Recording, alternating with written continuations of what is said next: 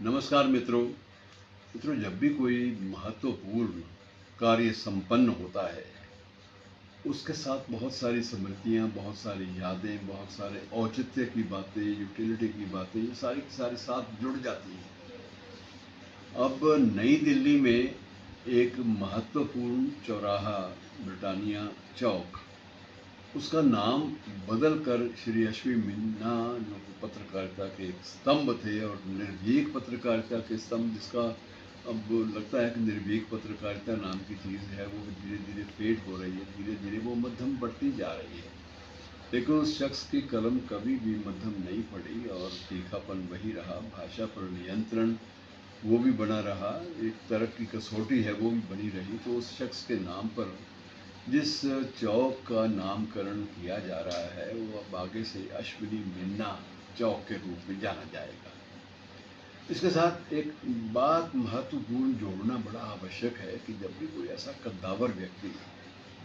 स्मृतियों का एक अंबार छोड़ जाता है तो उसके साथ साथ वो एक विरासत भी छोड़ जाता है, और उस विरासत को संभालने वाले लोग यदि इसकी गंभीरता को नहीं समझ पाते तो उसके बाद बड़ा मुश्किल हो जाता है किसी भी विरासत को संजो कर रखना, उसका संवर्धन करना, उसको पूरी तरह से उसको मेंटेन करना, और सिर्फ मेंटेन करना नहीं बल्कि उनकी गरिमाओं को और आगे दूर तक ले जाना, ये बहुत ज़रूरी होता है। तो ये सारी चीज़ों का जिक्र मैं आपसे बांट रहा हूँ। वो इसलिए भी बांट रहा हूँ कि अब आगामी कुछ घंटों के बाद ही उस चौक का नाम और चौराहे का नाम अश्विनी मिन्ना चौक हो जाएगा। तो मित्रों, ये भी कोई छोटा मोटा नहीं है कि एक बोर्ड लग जाएगा, नहीं, ये सारा रेवेन्यू रिकॉर्ड है, दूसरी चीज़ें हैं, इसकी पहचान का सवाल, गूगल मैप का सवाल, ये सारी की सारी चीज़ें बदल जाती हैं साथ साथ, लेकिन जिस मुस्तैदी से बदली हैं उनमें जो मुख्य भूमिका रही है वो अश्विनी मिन्ना की धर्मपत्नी किरण चोपड़ा की रही है, और उनके तीनों बच्चों की भी है। तीनों बच्चों का ये महत्व सिर्फ इतना नहीं है कि वो अश्विनी मिन्ना के बेटे हैं, ये सिर्फ इतना सीमित नहीं है, बल्कि जो संस्कारों में उनको जो मिला उसका महत्व भी है। अब 3 बेटे, तीनों में से एक संपादकीय संभालता है और संपादकीय में उसका मार्गदर्शन उसकी माँ करती है। लेकिन उसमें ये नहीं कि माँ और बेटे की बात नहीं है, बल्कि वो जो संपादकीय के और पत्रकारिता के जो मूलभूत आधार नियम होते हैं, आचार संहिता होती है, उसका भी पालन बड़ी कठोरता से करना पड़ता है, बड़ी सख्ती से करना पड़ता है, मुस्तैदी के साथ करना पड़ता है, क्योंकि ये सब कुछ उस व्यक्ति की स्मृति में हो रहा है जो सारे डेकोरम को सारी उम्र मेंटेन करता रहा है। तो अश्विनी मिन्ना की स्मृति को और उनकी जो छोड़े गए अधूरे काम को आगे बढ़ाने के जो दायित्व किरण जी संभाल रही हैं, या उनके तीनों बेटे, जिसमें आदित्य, आकाश और अर्जुन, तीनों के नाम लेना बड़ा ज़रूरी है, इसलिए कि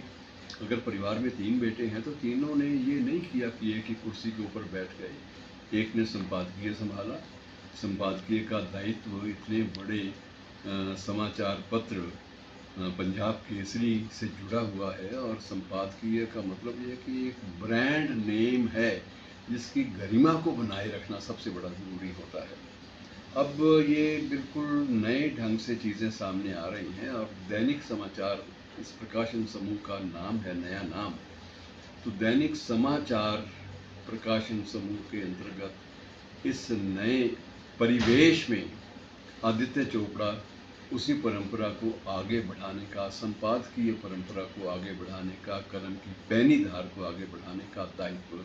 संभाले हुए हैं। मार्गदर्शन वो लेते हैं तो हमेशा अपनी माँ से, किरण चोपड़ा से लेते हैं। और इसी प्रकार से किरण चोपड़ा, मैं आपको ये बता दूं कि इस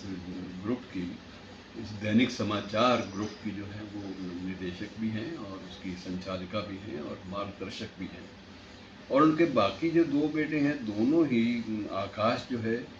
वो भी, अब डिजिटल पत्रकारिता का ज़माना है, इस बात को समझते हुए वो डिजिटल पत्रकारिता को आगे बढ़ाने और नए नए प्रयोग करने, अभिनव प्रयोग करने में लगे हुए हैं। और इसी प्रकार से तीसरा जो बेटा है वो अपने ढंग से, अर्जुन भी काम कर रहा है, अर्जुन का काम दोनों तरफ है, डिजिटल पत्रकारिता की तरफ भी संपादकीय की तरफ भी और साथ साथ वित्त की तरफ भी, कि जो आफ्टर ऑल ऐसी किसी भी अमूल्य वस्तु को, अमूल्य धरोहर को आगे बढ़ाना बिना वित्तीय संसाधन जुटाए संभव नहीं होता। उसमें तीसरा बेटा जो है इतनी तल्लीनता से लगा हुआ है। तीनों बेटों का आप अंदाज़ा लगाइए कि एक गरिमापूर्ण विरासत को आगे बढ़ाने का, गरिमापूर्ण ढंग से आगे बढ़ाने का और उसको नए नए आयाम देने का दायित्व छोटी मोटी बात नहीं है। इन सब के ऊपर एक ये भी बोझ है कि जब नई दिल्ली के एक इतने महत्वपूर्ण चौक का नाम उनके पिताश्री के नाम पर है, तो उनको ये भी सिद्ध करना पड़ेगा कि ये जो नामकरण है, ये जिस व्यक्ति के नाम पे किया गया है उसके जीवन मूल्य क्या थे और उन जीवन मूल्यों को आगे कैसे बढ़ाना है। और किरण के बारे में तो सबसे बड़ी बात यह है कि किरण ने जिस प्रकार से महिला सशक्तिकरण के क्षेत्र में जो काम किया है, और महिला सशक्तिकरण के अलावा जो वृद्धों की एक प्रकार से जिम्मेदारी, दायित्व जो है, वृद्धों की सामाजिक जो प्रतिष्ठा है उसको बनाए रखने, उसको आगे बढ़ाने का जो काम किया है, वो भी एक नई परंपरा को जन्म दे रही है। और उसके कार्यक्रमों में बहुत सारी बातें होती हैं, महिलाओं को सशक्तिकरण के नाम पर छोटे छोटे ऋण देने, और उसके बाद उनका आयोजन पूरा का पूरा करना वृद्धों के लिए तीर्थ यात्रा का भी आयोजन जिस संस्थान करता है, ये इससे बड़ी क्या बात हो सकती है। वृद्धों के लिए स्वास्थ्य शिविरों का आयोजन करना, ये सारी की सारी जिम्मेदारियों को वहन करना, ये छोटा मोटा मित्रों काम नहीं होता। मेरा कहने का मतलब ये है कि जब महत्वपूर्ण कोई घटना घटती है तो उसकी विरासत को आगे बढ़ाने, अक्षुण्ण रखने और गरिमाएं बनाए रखने का दायित्व भी कम नहीं होता।